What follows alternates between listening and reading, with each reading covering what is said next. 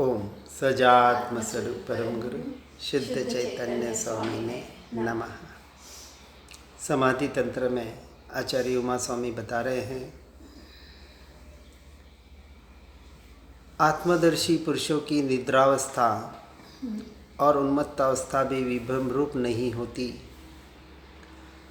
और सर्व अवस्थाओं में आत्मा मानने वालों की अर्थात बहिरात्माओं की कि जिसके मिथ्यात्वादी दोष क्षीण नहीं हुए उनको वह जागृत अवस्था भी निद्रावस्था अर्थात विभ्रम रूप होती है। इसलिए गाथा 94 में कह रहे हैं, शरीर में आत्मबुद्धि रखने वाला बहिरात्मा संपूर्ण शास्त्रों का जानने वाला होने पर भी तथा जागता हुआ भी कर्म बंधन से नहीं छूटता है, किंतु जिसने आत्मा के स्वरूप को देह से भिन्न अनुभव कर लिया है, ऐसा विवेकी अंतरात्मा सोता हुआ उन्मत्त हुआ भी कर्म बंधन से मुक्त होता है, विशिष्ट रूप से कर्मों की निर्जरा करता है। बहिरात्मा और अंतरात्मा दोनों की अवस्था को शास्त्र के आधार पर, क्षपशम ज्ञान के आधार पर बताने का प्रयास कर रहे हैं कि जैसे शास्त्रों में कहा कि 11 पूर्व 9 अंग का शास्त्र पाठी निगोद में जा सकता है और शिवभूति मुनि जैसे एक भी जिन्हें सूत्र वाक्य याद नहीं हो, ऐसे जीव भी मोक्ष के अधिकारी बन सकते हैं, केवल ज्ञान को पा सकते हैं। इसलिए जिसको शरीर में आत्मबुद्धि है, देहात्म बुद्धि है, जिसका देहाध्यास अभी पूरा भरा पड़ा हुआ है, जो परद्रव्य परभावों में मैं मेरापना करके उसको अपना कर्ता भोक्ता मान रहा है, ऐसा जड़ बुद्धि वाला जीव, ऐसा अज्ञानी जीव, इसलिए जो शरीर की क्रिया करता है उसे अपनी क्रिया मानता है, मैं कर रहा हूँ। बोलना वस्तु अलग है और मान्यता श्रद्धान वस्तु अलग है। शास्त्र का श्रद्धान करे, देवगुरु शास्त्र का श्रद्धान करे, परंतु अपने स्वयं का अनुभव नहीं करे, वह भी मूढ़ है, मूर्ख है, अज्ञानी है, मिथ्यात्वी है। इसलिए मात्र सदैव सद्गुरु सत्शास्त्र का श्रद्धान काफी नहीं है। उनके द्वारा जो बताया गया, ऐसे अपनी आत्मा को, अपने स्वरूप को, अपने स्वभाव को यथार्थ जानकर, पहचानकर, स्वसंवेदन प्रत्यक्ष अपनी आत्मा का, अपने अस्तित्व का, अपने होने पने का संपूर्ण टंकोत्कीर्ण निर्णय भेद ज्ञान और भेद विज्ञान के माध्यम से करे, क्योंकि दूसरा कोई उपाय ही नहीं है। पर को पर और स्व को स्व, पर समय और स्व समय का भेद जाना, पहचाना, सुना, लेकिन अनुभव कहाँ किया, उसको अपनी चर्या में कहाँ लाया, मात्र चर्चा का विषय बना दिया। ऐसे समस्त शास्त्रों का ज्ञाता और जागृत अर्थात नींद में नहीं होता है, प्रमाद में नहीं होता है, मात्र क्रिया में जागता है, चाहे वो क्रिया अशुभ की हो चाहे शुभ की हो, दोनों बंध कराने वाली है। और उसके भेद विज्ञान के अभाव से उसको मुक्ति की प्राप्ति नहीं होती, क्योंकि बिना भेद ज्ञान भेद विज्ञान के, बिना स्व सन्मुख होए बगैर संवर और निर्जरा होए कैसे।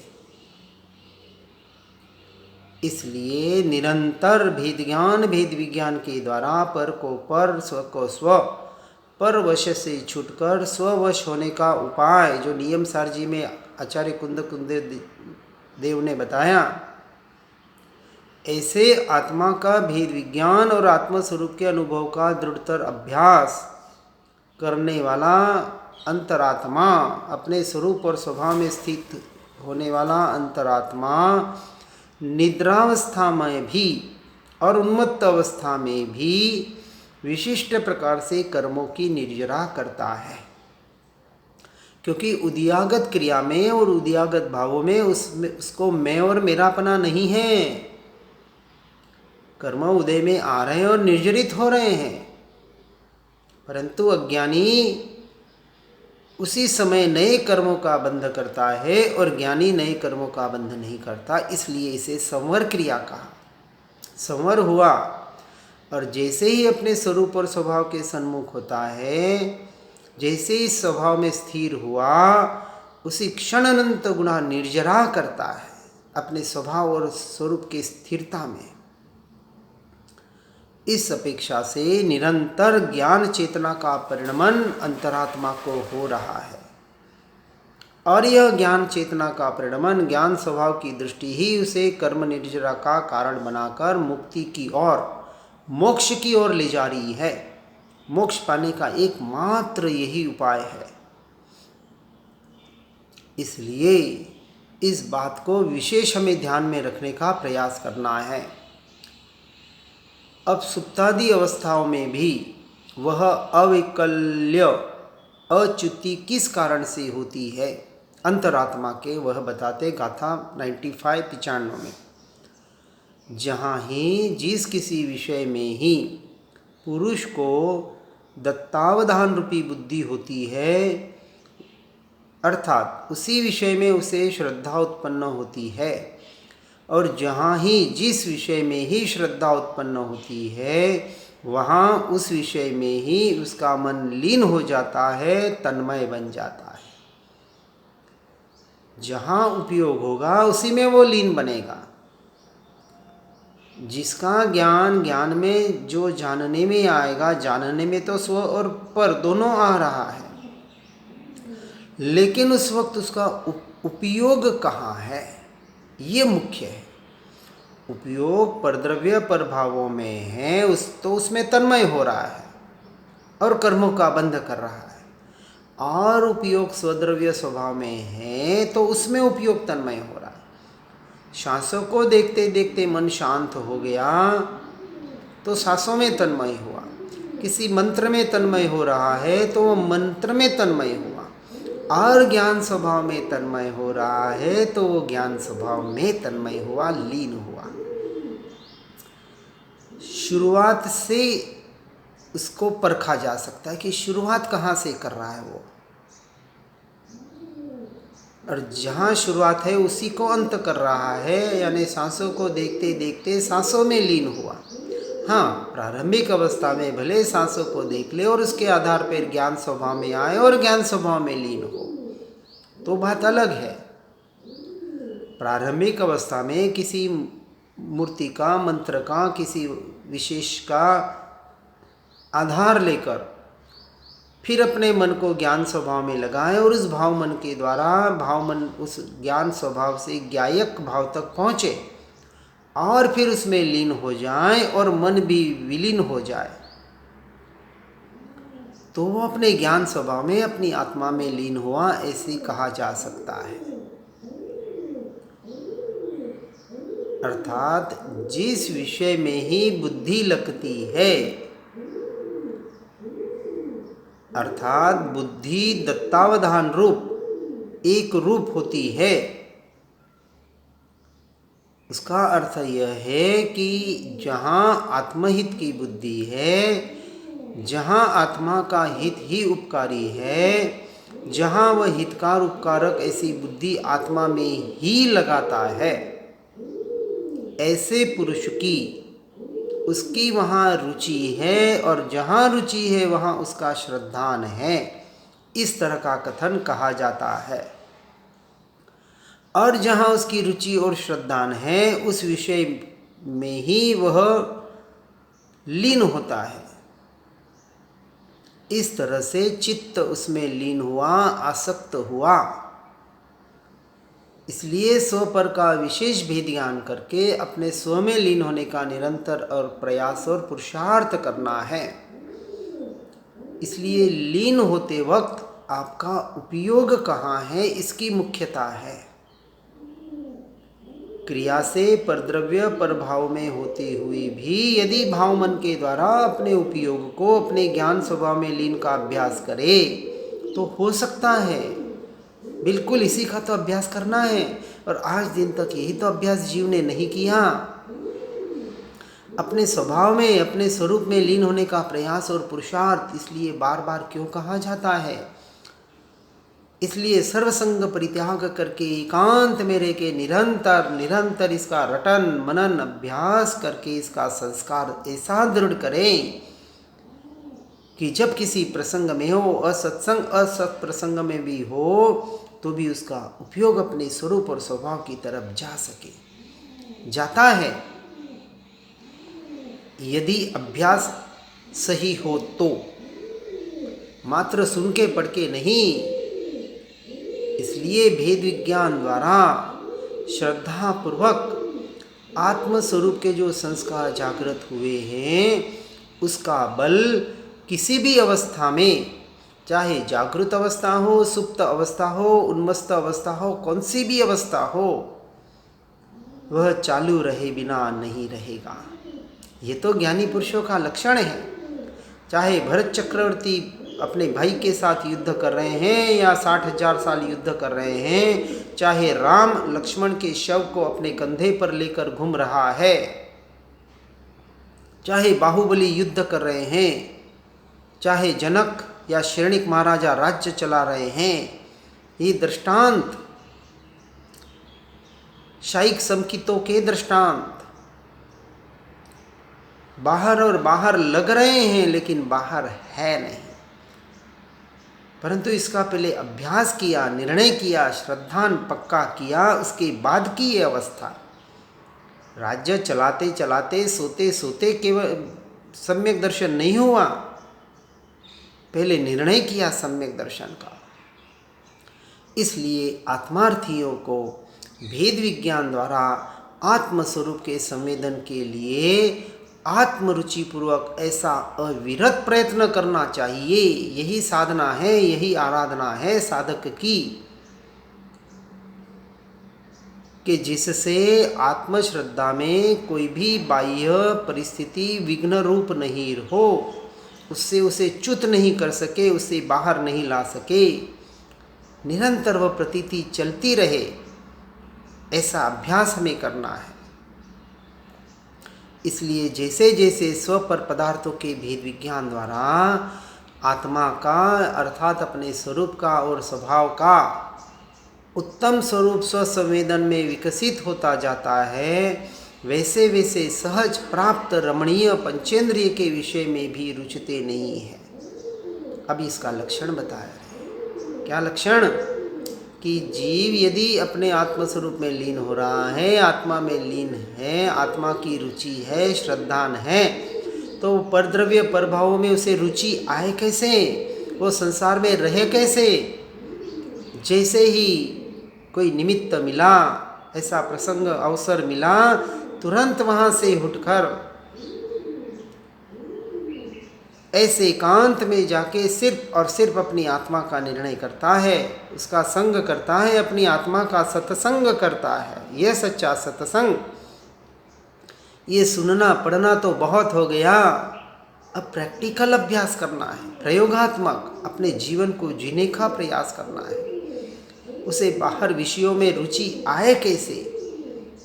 अब वो घर गृहस्थी के और व्यापार के काम करे कैसे? कर ही नहीं सकता, और कर रहा है तो समझना उसे अभी पूरी रुचि अपनी आत्मा की हुई नहीं है। और यदि भूले भटके मजबूरी में करना पड़े तो मजबूरी को समझना, मजबूरी का अपना लिमिटेशन है। बुढ़ापे तक मजबूरी नहीं है, ये हमारी कमजोरी है। कमजोरी को मजबूरी मत समझ लेना, नहीं तो यथार्थ पुरुषार्थ जीव नहीं कर पाएगा।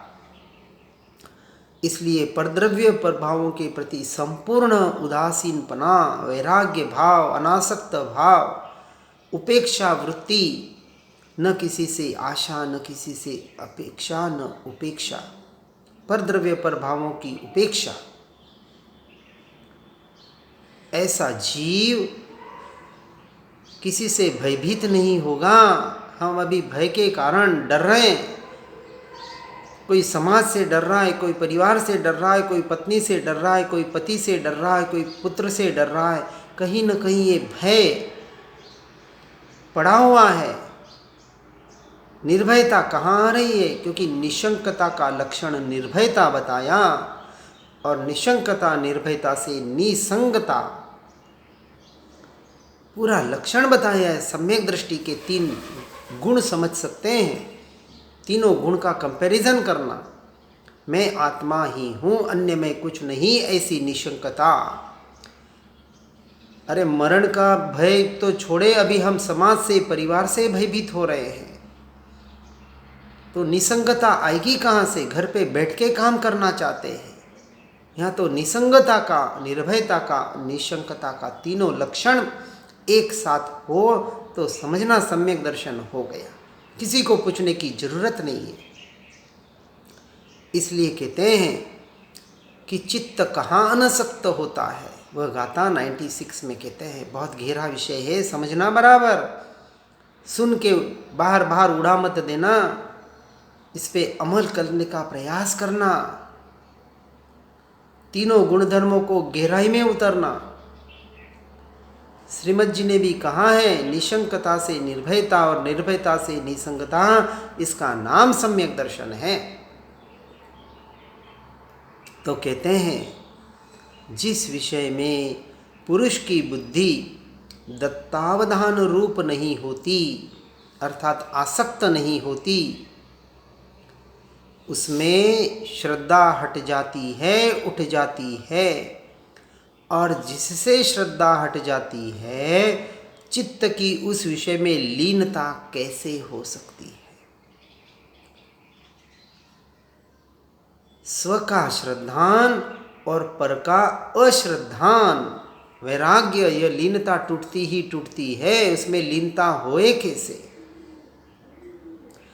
कि जैसे जैसे उत्तम तत्व अनुभव में आता है, वैसे वैसे सुलभ विषय भी रुचते नहीं, किंचित रुचिकर नहीं लगते। यह सम्यक दृष्टि के लक्षण बता रहे हैं। देखना, हमें परद्रव्य प्रभाव कितने रुचिकर लग रहे हैं, आत्मा की बातें सुन रहे हैं, पढ़ रहे हैं, लेकिन यथार्थ रुचि नहीं हो पा रही है। इसलिए जिस वस्तु को जीव हितकारी नहीं समझता, उस वस्तु में उसको रुचि उत्पन्न हो ही नहीं सकती। जिसे कोई वस्तु नहीं भाती है, बहुत से जीव है कि नहीं भाती ऐसे वस्तु को देखना भी पसंद नहीं करते। और हम देख रहे हैं उसमें एकत्व करने का इनडायरेक्टली भी प्रयास हो रहा है, तो समझना अभी तक कहीं न कहीं रुचि पड़ी हुई है। हम उसे देखना पसंद कर रहे हैं, उसमें रुचि लेके काम कर रहे हैं, हमें वहाँ कहीं न कहीं इष्टपना लग रहा है, कर्तृत्व भोक्तृत्वपना लग रहा है, तो बहुत गहरा विचार करने का प्रयास करना है। अनंत भवों का काम इस भव में करना है। तो जैसे जैसे सहज प्राप्त इंद्रियों के विषयों से रुचि हटती जाती है, घटती जाती है, वैसे वैसे शुद्ध आत्मस्वरूप सानुभव में आता जाता है, स्वसंवेदन का विषय बनता जाता है। यही उपाय है। पूज्यपाद स्वामी आचार्य यहाँ बता रहे भावलिंगी मुनि। और जिसमें चित्त लीन होता है, वह ध्येय भिन्न तथा अभिन्न ऐसे 2 प्रकार का होता है। उसको भिन्नात्म स्वरूप ध्येय का फल दर्शाते हुए गाथा 97 में कह रहे हैं कि यह आत्मा अपने से भिन्न आत्मा की उपासना करके उन्हीं के समान परमात्मा होता है। जैसे दीपक से भिन्न बत्ती भी दीपक की उपासना करके उसका सामीप्य प्राप्त करके उसके जैसी दीपक स्वरूप हो जाती है। क्या कह रहे हैं गाथा 97 में कि भिन्न आत्मा की अर्थात आराधक से पृथकभूत अरहंत सिद्धरूप आत्मा की उपासना करके, आराधना करके, आत्मा अर्थात आराधक पुरुष वैसा अर्थात अरहंत सिद्ध स्वरूप समान अर्थात परमात्मा हो जाता है। इसलिए सच्चे देवगुरु शास्त्र का श्रद्धा ने भी सम्यक दृष्टि को ही कहा है, क्योंकि जब सम्यक दर्शन प्राप्त हुआ, स्वसंवेदन प्रत्यक्ष अपनी आत्मा का अनुभव हुआ, निर्णय हुआ, श्रद्धान हुआ, तब उसे पता चला जो भीतर से आनंद आया, अनाकुलता हुई, विषय कषायों से छूटना हुआ, सारे दुखों से छुटकारा हुआ और भीतर जो एक अद्भुत आनंद आया, तब उसने कहा आहा, अब वास्तविक परमात्मा का मुझ पर उपकार हुआ, गुरु का मुझ पर उपकार हुआ, शास्त्र का मुझ पर अब सच्चा उपकार हुआ। अब उसने सत्य को जाना, पहचाना अपने निर्णय के आधार पर, अपने अनुभव के आधार पर। अन्यथा अभी तो मात्र बाहर सुना पढ़ा हुआ था, स्वयं का अनुभव नहीं था। और जब तक स्वयं का अनुभव नहीं करेगा, तब तक पढ़ना, लिखना, सुनना विशेष कारीगर नहीं बनेगा, मात्र कुछ पुण्य बंध का काम करा के चला जाएगा।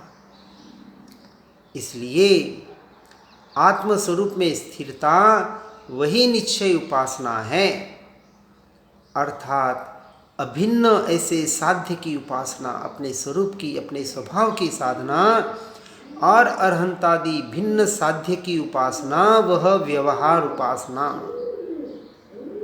वहाँ सच्चा व्यवहार निश्चय सम्यक दृष्टि के ही होता है। सम्यक दृष्टि जीव को साधक दशा में अस्थिरता के कारण पुण्य के, शुभ के भाव आते हैं, भूमिका अनुसार आते हैं, आने ही चाहिए ऐसा नियम नहीं है, आते हैं, परंतु ऐसे भावों को भी वह अपनी आत्महित के लिए भला नहीं मानता। ऐसे शुभ राग को भी रोग के समान जानता है, हेय बुद्धि से करता है या होता है, और इसलिए उसको राग का वास्तविक राग नहीं है, उसका स्वामित्व नहीं है। और इसका वह शुभ राग प्रातःकालीन लाल संध्या जैसा है कि जैसे उसका अभाव हो गया, सूर्य के तेजस्वी प्रकाश का आविर्भाव होता है, उसी तरह सम्यक दृष्टि के हेय बुद्धि से वर्तते हुए शुभ राग का अभाव होते ही उसका अतिक्रम होने पर आत्मा के निर्मल प्रचंड प्रकाश का आविर्भाव होता है, अर्थात वो अपने स्वरूप और स्वभाव में लीन हो ही जाता है। ऐसे राग रूप सविकल्प दशा का, व्यवहार का अभाव होने पर वितराग रूप निर्विकल्प दशा प्रकट होती ही होती है, और उस दशा में जीव को वचनातीत, विकल्पातीत अपूर्व आनंद का अनुभव होता है। इस प्रकार सम्यक दृष्टि के भिन्न आत्मा की उपासना रूप शुभ राग का अभाव वह मोक्ष का, परमात्मा पद का साक्षात कारण है। इस प्रकार से इस बात को यथार्थ रूप से सुनकर, समझकर अपने जीवन को उस रूप परिणमित करने का प्रयास और पुरुषार्थ करना है। मात्र सुनकर, पढ़कर संतोष नहीं पा लेना। ऐसा सुनना, पढ़ना तो अनंत बार कर लिया, अब उसकी चर्या में लाने का, पुरुषार्थ करने का यह सुवर्ण अवसर प्राप्त हुआ है। हर जीव ऐसे सुवर्ण अवसर का लाभ लेकर अपने जीवन को मोक्ष मार्ग में आगे बढ़ाने का प्रयास और पुरुषार्थ करें। इसी भावना के साथ ओम नमः सिद्धम। श्री जिनवाणी जिनवरवाणी जग जीवों को सुखदानी, मोह विनाशक तत्व प्रकाशक भविक जनों के मन आनी। पूर्ण ज्ञान के महासिंधु से रत्न त्रय के रत्न मिले, ज्ञान भानु का उदय हुआ है, भव्यों के ही कमल खिले। मोह मान अज्ञान तिमिर को ज्ञान किरण से दूर किया। सुनय जगाती कुनय भगाती, स्यादवाद का मार्ग दिया। वस्तु स्वरूप यथार्थ बताया, बतलाया निज आत्म राम। धन्य धन्य जिन वाणी माता, शत शत वंदन सतत प्रणाम। शत शत वंदन सतत प्रणाम।